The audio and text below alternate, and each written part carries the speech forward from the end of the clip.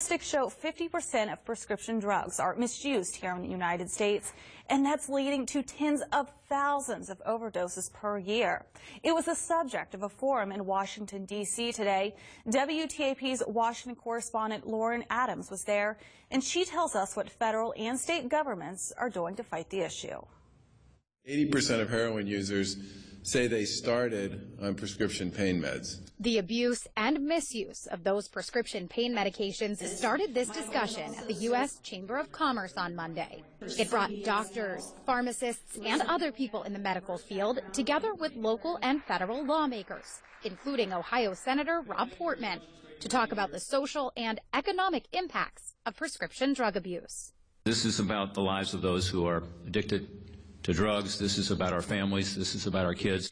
National statistics show 20% of adults in America abuse prescription drugs, and that in the past 15 years, deaths from drug overdoses have more than doubled in the United States.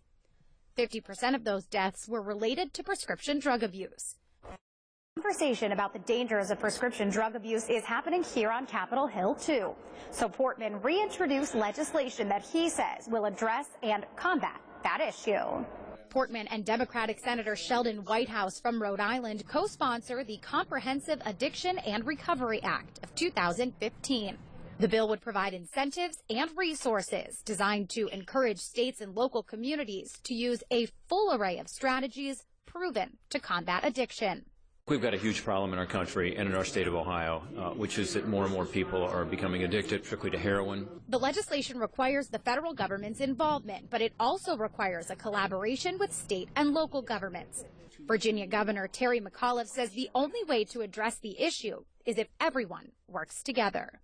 To make sure bringing in law enforcement, the medical profession, to make sure we're doing everything that we possibly can. But it's a huge issue for all of us.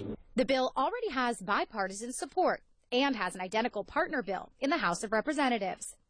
Portman says now is the time to start talking about this problem and find a solution. Drug abuse is a disease, but it's one we know can be treated. It also can be prevented, and we've got to do a better job of figuring out what works to do just that. Reporting in Washington, I'm